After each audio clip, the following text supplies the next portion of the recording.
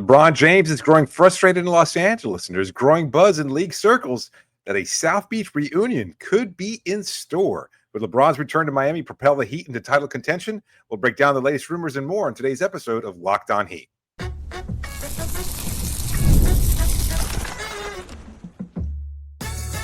You are Locked On Heat, your daily Miami Heat podcast, part of the Locked On Podcast Network, your team every day. All right, welcome to Locked On Heat, your daily podcast on the Miami Heat, whether you're tuning in on YouTube or on your favorite podcast app. Thanks so much for making Locked On Heat your first listen every day. I'm Wes Goldberg here with David Ramil. Both of us are credentialed Heat media members who cover this team every day. For daily content on the Heat, click that subscribe button on YouTube. Make sure you are following us on your podcast app.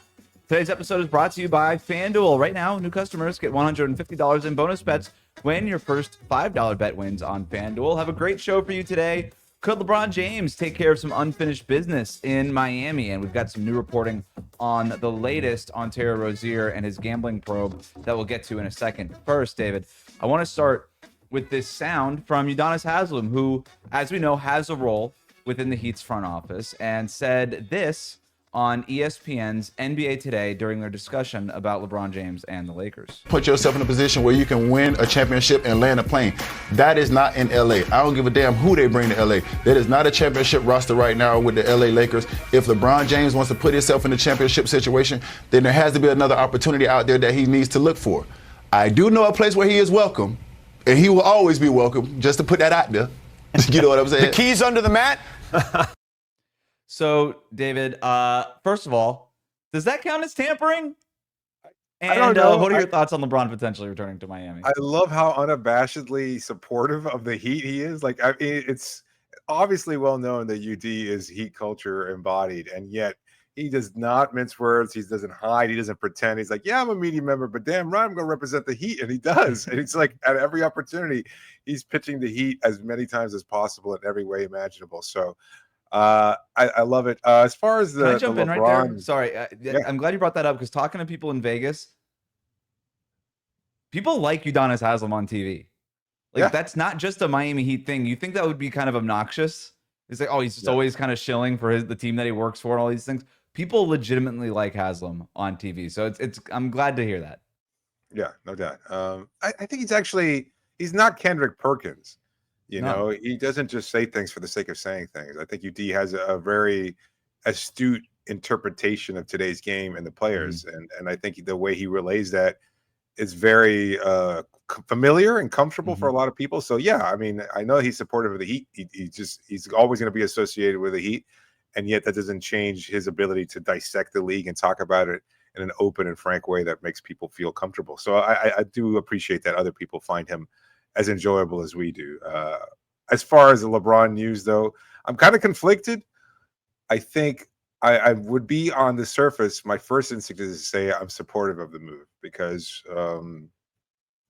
from what we're hearing, it might not take as much as you might expect to pry him out of Los Angeles because they need to move on from him. They're looking for salary cap flexibility, and we can get into the details of that later on in the show. But as far as what Miami might be able to offer if that kind of a reunion were to take place, wouldn't gut the roster considerably. And that being the case, I think that it would be great to have a player like LeBron there. Again, I know that a lot of people will criticize us from a media perspective of wanting to cover a LeBron James. How often do you get to cover a player like that who could be one of the best players, if not the best player in NBA history? And so to be able to see LeBron up close every day in practices and game situations would be a phenomenal opportunity. I know other reporters locally have had that chance. We did not. But so I think that having LeBron on this team would be great. I think he would be interesting to be able to see the last phase of his career play out in a place where he had so much success, and to be able to see him along different players, you know, because the big three was such an anomaly in the sense that he was joining a great friend in Dwayne Wade and also another future Hall of Famer in Chris Bosh.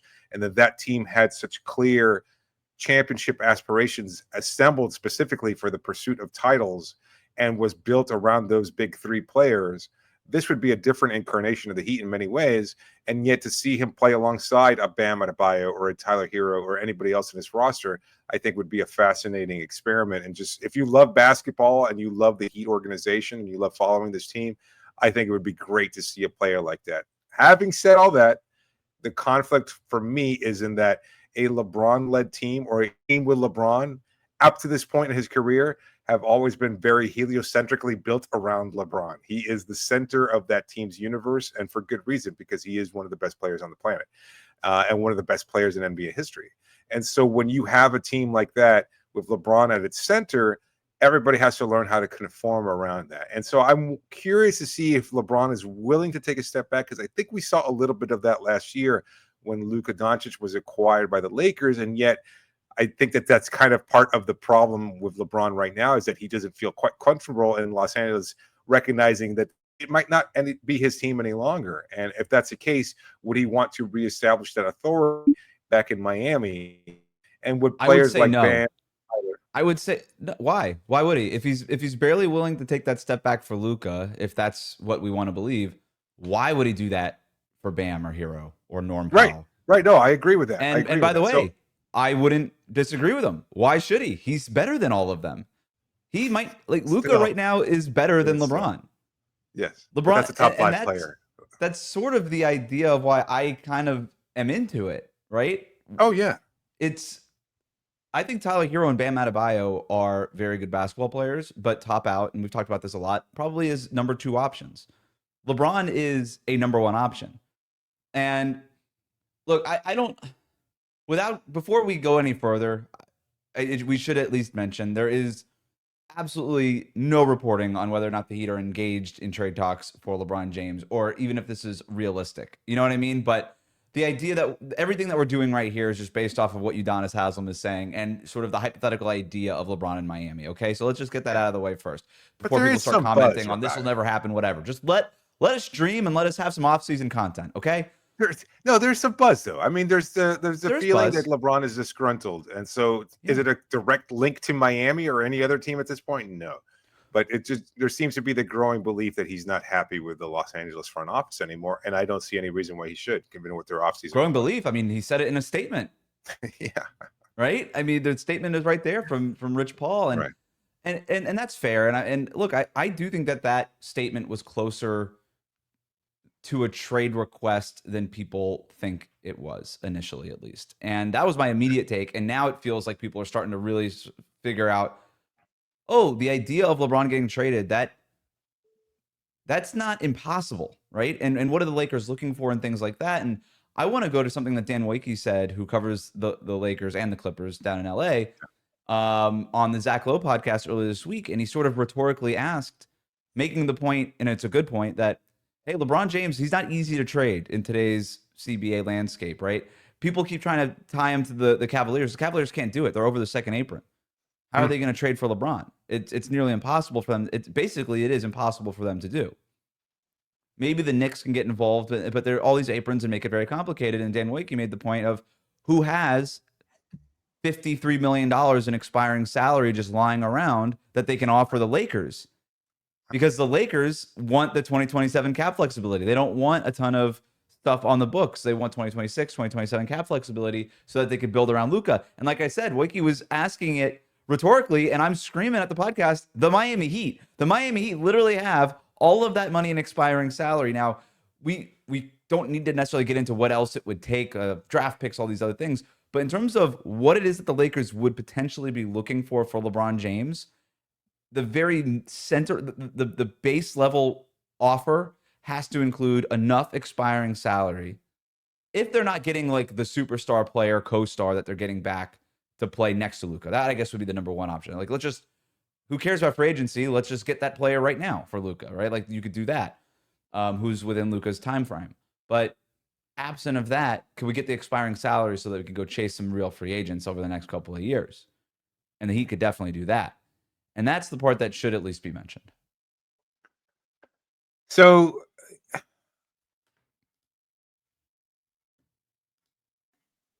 I'm trying to think of this from the perspective of people who would be critical of the move. And I I understand the idea that he's an older player, but as you pointed out, and I think it's pretty well established, he's still a much better player than anybody else currently on the roster. And I don't think like LeBron still commands a lot of attention. If anything, an acquisition of a player like LeBron that is capable of playmaking the way he does is going to help everybody else in this roster. I don't see the possibility of like Bam regressing or Tyler regressing. And I know that there was the idea that was being tossed around a couple of weeks ago, and you and I never really fully bought into it, of this organization leaning into a youth movement and things of that sort. And does the acquisition of LeBron stifle those young players' development? Not necessarily. I don't think any of them are going to get the bulk of the minutes to such a degree where LeBron's roster spot is going to stifle them or keep them from growing or developing. And if anything, I think again that he is the kind of player that you want to lead that locker room, because they do need that kind of leadership. A proven player who's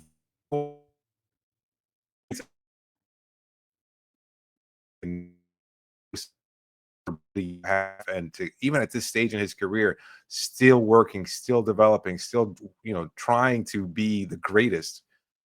That would, I think that's infectious. And for a player like Jaime or Nico or any of the other younger players on this roster, Khalil, those guys are going to see that's LeBron. I grew up watching this guy, and now he's my teammate, and now I see him go to work, and I get to work alongside him. I think it's a phenomenal move. I agree. It could potentially happen. I 100% agree. I want to pick up on that point on the other side of this. Plus, I want to discuss, like, let's say the Heat do land LeBron. Would that make them a contender in the Eastern Conference? Because that's a big part of this, too. We'll talk about all of that next, coming up on Locked On Heat. Today's episode is brought to you by FanDuel. Summer sports are in full swing, and whether you're all about baseball under the lights, golf on the green, or high-stakes soccer action, FanDuel is the best way to make every game even more exciting. You're already following the action. Why not make it a little bit more thrilling?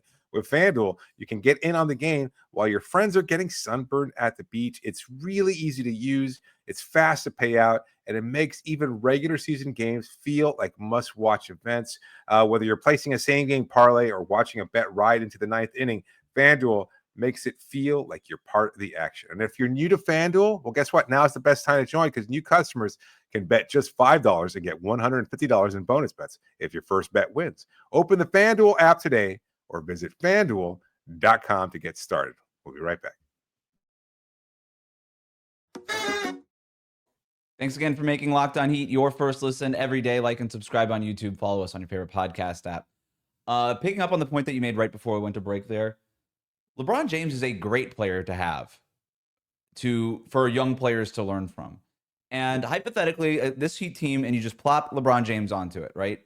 Regardless of who goes out. And I don't think that they would give up all of the young players in a LeBron trade, because they weren't willing to give up all the LeBron players or the young players in a Durant trade, right? So we're thinking hypothetically here, okay? So just stick with it. But you think about LeBron James on this roster, he would immediately be able to compete with guys like Tyler Herro, Bam Adebayo, some of the veterans on this roster, Eric Spoelstra as the head coach. And at the same time, the young players, Jaime Jaquez Jr., Nikola Jovic, Jakob Jonas, Pelle Larsson, these guys would to watch LeBron James up close and in person every single day. And Eric Spoelstra has talked about LeBron a ton over the years, even since obviously LeBron left, about the work ethic. The thing that Eric Spoelstra has been saying lately of, approach anything the way you approach everything. How you do anything is how you do everything. And he's told us that story before about his first interaction with LeBron was seeing him organize his locker room in a very OCD kind of way, because it was that level of attention to detail that he brought to the court as well. Imagine that translating to the younger guys like Ware and everybody else, whoever's left on this roster after a potential trade. Like, that's such a great point. And you think about the young players that LeBron has been able to shepherd and influence over his career so far, right? He's had great success with guys like Kyrie Irving, Austin Reeves, even role players like Rui Hachimura, who was just sort of listless in Washington for years, and he gets to the Lakers, and he's not a superstar, he's not an all-star, but I would argue he's maxed out his potential, and that's I don't know how much credit you give to LeBron, but LeBron has had a lot of influence over a lot of young players and helped their careers in very meaningful ways, and you even hear them talk about that, right? They're very open about that. So if you're all in on the youth movement, having a guy like LeBron there in a weird way at 41, 42 years old kind of helps the youth movement. If we wanted to talk ourselves into it that way. But let's imagine that LeBron is on the Heat for a second and it doesn't cost them Tyler Herro, Norm Powell, or Bam. All right. So those three players still on the roster with LeBron. Yeah. I kind of love it because this team is missing a point guard. Yeah. LeBron's basically the point guard. Oh, no doubt. Point guard with Herro, Powell, Bam, fill in the fifth starter. But just putting LeBron in the middle of a team with a defensive anchor big who's super versatile, like Bam, and then two of the better three-point shooters in the league in Tyler Herro and Norm Powell.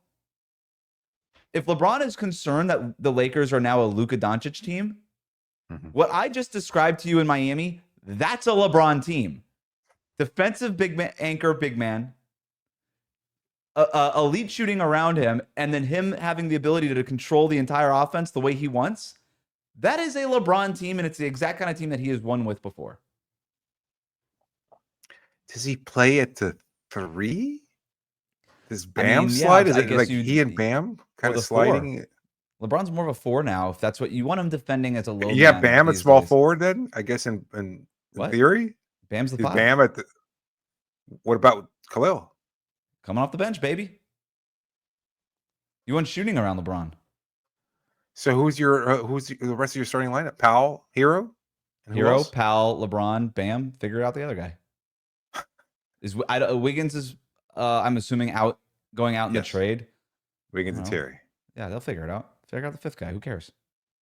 So you think it would be better at this point to bench Ware and promote somebody else in the starting lineup? Just because I want shooting around LeBron. Fontecchio? Could you maybe Nico afford to put him on? Nico or Fontecchio, either one. That would be fun. Nico would be the closest thing to what LeBron just had with those Lakers teams in terms of like Anthony Davis and Rui Hachimura and LeBron at the 3, I suppose, but maybe something like that. I don't know. Is Bam? Do you think would Bam be willing to accept that role back as a center? If LeBron was on the team. Yeah, I suppose. I mean, you they could play together in the start Olympics. big with Bam and Ware, but I mean, we know how you would be closing games. All right, that's fair. That's fair. I wouldn't be completely dismissive of that potential lineup. Tyler, Herro, Powell, LeBron, Bam, Ware. That's big. There's big positional size there, and it's versatile. In crunch time, in winning time, as Spo likes to call it. Yeah. I mean, I didn't even include Fontecchio. Jovic is a good corner 3-point shooter. You've got Tyler. You got Powell. Larson. There's real shooting on this roster. Mm-hmm. Yeah, I'm struggling to see a downside to it. I know you can nitpick and say, oh well, players are going to get stifled or things are going to change. And I even brought up, not necessarily as a devil's advocate, but that's the reality. Is the team built around LeBron is built around LeBron. He is his own universe, even within the context of another team's universe. And I think that there's an impact to that, but it's not necessarily a bad thing. Right. He's had success. He's everywhere he's gone for a good reason. When you're basing it between being built around LeBron or being built around nothing. Yeah, fair enough. Fair enough. Which is essentially what Miami's offense is built around right now. It's just an Eric Spoelstra system, and that works in college basketball, but not in the NBA. You need an elite talent to build around. If there's a downside, it's two things. What the cost is, right? We are overlooking the cost. I don't know about that. Whatever it might be. I don't know that there's many teams. I don't know that there's many teams capable of acquiring a LeBron James. I think like half the league already is out of the running because of the cap situation, and they don't have the contracts necessary to acquire. More than that, because LeBron has a no trade clause. Probably, yeah, fair enough. So you're looking at maybe at most 10 teams that would be kind of sort of in the running, and of those, I would say maybe half of that. Yeah. I think half of those are realistic options. Who are the teams that LeBron would waive the no trade clause for? Cleveland, Miami, New York, right? Yeah, Dallas is being mentioned, but I don't see how they do it. Kyrie? Yeah, and AD. and AD. I guess that would be a pretty fun group there. But okay, so let's say those 4. He would waive his no trade clause for those 4. Cleveland can't do it because of the second apron, so they're out. I So don't think then Dallas would do it either. I don't think Dallas can get to that salary. Yeah. New York, I suppose, could do Cat for LeBron. I don't know that they would, but that's pretty much the only way that they could do it. And then you've got Miami, which we've already talked about. So, yeah, it doesn't seem like there's a whole lot of options out there. And look, maybe Chicago. I don't think he'd do it for Chicago. I can't think of any other team that would be not if he wants to win championships, right? I mean, okay. So then your original question was, would that be a title contending roster? Mm-hmm. And I think given what we've seen in the Eastern Conference and how other teams are suffering setbacks or injuries are going to be kind of changing the landscape of the East next season, I'd have to say it is. Like we've been saying this for so long, but LeBron has to take a step back at some point. Like he's going to decline, I guess. Like, or is he going to just be the first player in NBA history that's like, nah, I'm just going to keep playing into my 50s? Because I know he's already not the player he once was. But again, when the bar was set so high, it's hard to reach that for a prolonged period of time. And yet, even now at 40 plus, he's still a very, very good player, one of the top 10, 15 players in the league still. And so I don't expect him to drop that much. And I think he does complement the other players on this roster to a huge degree. Not only what he brings emotionally and from a leadership perspective, intellectually, in terms of understanding what Spo is trying to do and be able to implement that out on the floor, but his on-court production is still at a high level. And as we said, other players that play alongside him are going to benefit, and their games are going to get better. They're going to be more productive as a result of playing alongside LeBron. I'm trying to think which roster would be clearly better than Miami's. I think at the very least, it would be one of the top teams in the Eastern Conference. But I think they'd be better than New York. I think you would put them on the same tier as Cleveland and New York. And you can argue whichever team at that point. But it would certainly, I think, have a chance to compete in the Eastern Conference. Yeah. Again, we have to consider what they would have to give up, right? If it might, the Lakers don't have to trade him. That's the other thing here. It's not as if the Lakers don't have leverage in this situation. They could just not trade him. I don't know if you want to get into a war like that with LeBron James. Maybe they do. Maybe they don't. I have no idea. But again, at this point, they don't have to trade him. So it's not like they're going to – the reason I bring that up is that they're not going to just give him away for nothing. If it's expiring contracts, draft picks, or expiring contracts and a player that they think fits with Luka, a young player perhaps, I don't know. But that's why I kind of outlined it the way that I outlined it. If you're able to keep Herro, Powell, and Bam, do you do that? And the downside would be how many of the young players are you willing to get rid of? How many draft picks are you actually willing to part with? And I don't know. One last point on this that I want to make before you know what? Let's go to break now. I have one more point on this, and then we got the latest on Terry Rozier. Today's episode is brought to you by Hungry Root. Let's be honest, meal planning and grocery shopping can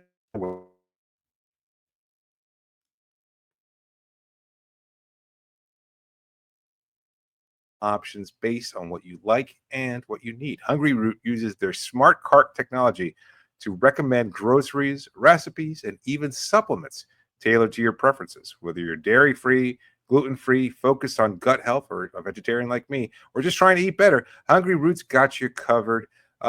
Listen, if your schedule is busy, and who isn't? Like I try to drive around traffic on a daily basis, and believe me, you get stuck in there. Next thing you know, by the time you get home, nobody wants to cook. You certainly don't want to go grocery shopping at that time. And while you can do that over the weekend, that's your weekend. You want to take advantage of it. You live in South Florida for a reason. You want to enjoy your time. Well, guess what? Hungry Root helps free up your schedule by getting the foods that you need, the recipes that you want, and delivering them straight to your door. So take advantage of this exclusive offer for a limited time. You get 40% off your first box, plus a free item in every box for life. Go to hungryroot.com/LockedOnNBA and use the code LockedOnNBA. That's hungryroot.com/LockedOnNBA, code LockedOnNBA, and you get 40% off your first box and a free item of your choice for life. We'll be right back. So last point on this, people are saying, oh, well, they didn't do it for Kevin Durant. They're not going to do it for LeBron James. Maybe that's true, right? I don't know. I've done zero reporting on what the Heat think about LeBron, but we just heard Udonis Haslem try to recruit him, and he is at least a member of the Heat front office, although they've made it very clear with us that he does not speak for the Heat front office. But for those who are saying that, well, they didn't do it for Durant, so they won't do it for LeBron. Maybe that's true, maybe it's not. I'll say this.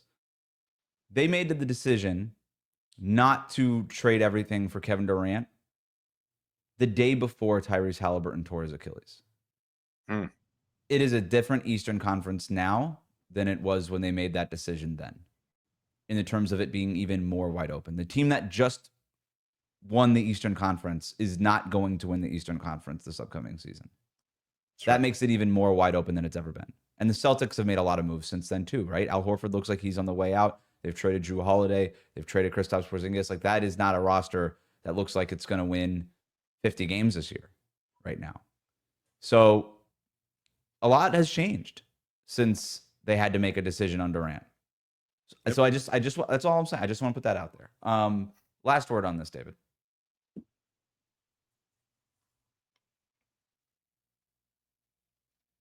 Oh, are you asking me for a last word on this? Yeah. I don't have anything else to say about it, because I think okay. You have to. You made the move for Powell. Does it push you into contention? No, but you didn't have to give up much as we appreciate Kevin Love's contribution. But if you can make a move for a superstar player, and again, if you're looking at basically moving Andrew Wiggins and Terry Rozier, and I don't know, maybe a pick or maybe a player, I think you go for that kind of move, because I think, is it a sacrifice? Maybe, but who knows how much longer LeBron will want to play. And just the opportunity again to have LeBron lead this team despite his age is still a great opportunity that I don't think that he could afford to pass up. And so I think it's a worthwhile move that can push this team into contention. Yeah. And even if it's for a short window, every window in the league is short, whether you project to do so or not, whether you plan or not, things happen, especially with the CBA being constructed the way it is. You know, how much longer can Oklahoma City maintain? I know they locked up their big three. That's great. Guess what? At some point, with your big three locked up, and we saw this in Miami, you're going to have to keep role players. You're going to have to move some players. Is Hartenstein gone? What happens to Alex Caruso, et cetera, et cetera? Like, they're going to have to find other ways of adding to that. And yes, they're going to be able to add their treasure trove of draft picks and stuff like that. But even also, the Thunder, that's one team, right? One team position. One team. An ankle turn in the playoffs opens things up, whatever. The point that you made about every window being short is a great one. And if you think that LeBron, who is reportedly, he just told somebody, I can't remember where this was, he might play 2 or 3 more years. Yeah. And there was a belief a couple of years ago that this might be his last season, right? The last season of his contract with the Lakers. And We've been saying that for 5 years now, it seems. Right. He's like the new Brett Favre. It's like, now? We don't know. The Norm Powell thing that you brought up, I want to piggyback on that, because a lot of Heat fans, I think, were confused by the Norm Powell trade, because you've got the Heat talking about, hey, we're going to lean into this youth movement, and right, Barrett Jackson's article comes out and all these things, and they're like, oh, well, Norm Powell's 32 years old or whatever. Why? How is this a youth movement? And what I kept telling people was, don't overthink it. They got Norm Powell for Kyle Anderson and Kevin Love. That's why they did it. And if there's one thing over the course of Pat Riley's tenure that we know is his sort of modus operandi, it's, if I can get a player for something that I believe is good value, if I'm sending out less than what I think I'm getting back, then I'm going to do that. And I'm not going to think twice. And if you could get LeBron freaking James for something less than what we anticipate LeBron would go for, something less than what Kevin Durant went for, right? Then all this talk about youth movement, all of it's out the window if Pat Riley believes that he can get him at a good value. Yeah, and that's really that's really how the Riley and Andy Ellisberg and Adam Simon and Eric Spoelstra and Nick Garrison, that is how they operate. And it's also why they have not gotten Damian Lillard or Donovan Mitchell or Kevin Durant on 4 different occasions, because they didn't want to go over what they thought the asking price ought to be. But if they can come in under that asking price and still acquire that player, they're going to do that, whether it's Norm Powell, Kyle Lowry, or LeBron James. They're going to do that. Okay.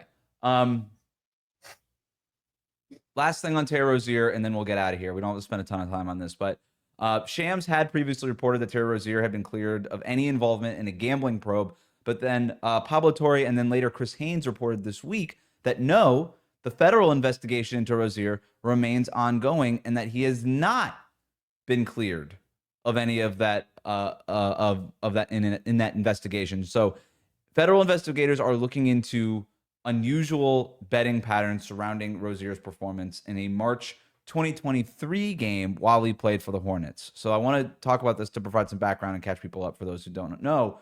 The investigation centers on a game against the Pelicans where Rozier played only the first quarter due to a reported foot injury. He left after basically 10 minutes of play. Some sportsbooks had taken down certain prop bets related to his performance before the game. And now the confusion from whether or not that he was cleared or not, that might stem from the fact that the NBA conducted its own investigation into the matter and found no rule violations. But now the NBA is cooperating with the federal investigation. So NBA investigation, I guess, is closed, but the NBA closed it. And now they are cooperating with the federal investigation, which is still ongoing as of these reports. So that's the latest on Terry Rozier. Thought we would mention it here. That'll do it, though, for us on Locked On Heat. Thanks for making Locked On Heat your first listen today. For your second listen, find the Locked On NBA podcast where there is no offseason. Doug, Matt, and Hayes keep you up to date on contract negotiations, rumors, and everything you need to be the most informed NBA fan. Locked On Heat listeners should check it out all week because I am filling in for Hayes all week. Oh, no, that's not right. I'm filling in for Matt all week. I'm in for Matt with Hayes all week. So you can check that out if you haven't checked that out already. Find Locked On NBA on YouTube or wherever you listen to podcasts. Part of the Locked On Podcast Network, your team every day.